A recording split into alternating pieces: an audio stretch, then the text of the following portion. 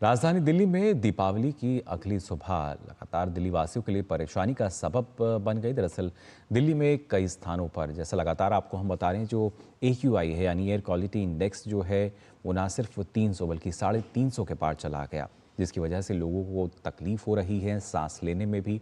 हालांकि दिल्ली में ये स्थिति पहली बार नहीं बनी है। पिछले कई दिनों से दिल्ली में लगातार जो वायु प्रदूषण है वो बढ़ रहा है और इसी वजह से वायु की गुणवत्ता बेहद खराब और गंभीर श्रेणी तक पहुंच रही है।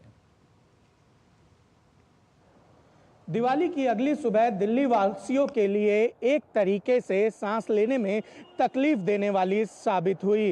राजधानी दिल्ली में कई इलाकों में AQI 300 के पार नजर आ रहा है, लेकिन सबसे बड़ा सवाल है ऐसा AQI लगातार राजधानी दिल्ली में पिछले कई दिनों से जारी है। यानी कि जो पटाखों का असर है वो जरूर हुआ है, लेकिन ये वायु प्रदूषण राजधानी में पिछले 15 दिनों से कुछ इसी तरीके से बना हुआ है। बात की जाए आनंद विहार की तो वहां पर AQI 350 के पार चला गया है। वजीराबाद में भी कुछ ऐसी स्थिति है और ITO जो कि दिल्ली के सबसे पॉश इलाकों में से आता है, यहां पर AQI 300 के पार चला गया है और दिल्ली में अमूमन सभी जगहों पर कुछ ऐसी स्थिति बनी हुई है। सवाल ये उठता है कि दिल्ली सरकार जो तमाम बड़े दावे करती है, खासकर दिल्ली वासियों को साफ हवा देने की, उन दावों की पोल लगातार खुलती चली जा रही है। ऐसे में अगर कोई दूरगामी योजना नहीं बनाई गई तो राजधानी वासियों को हर बार ठंड में सांस लेने में कुछ इसी तरीके की दिक्कतें आती रहेंगी।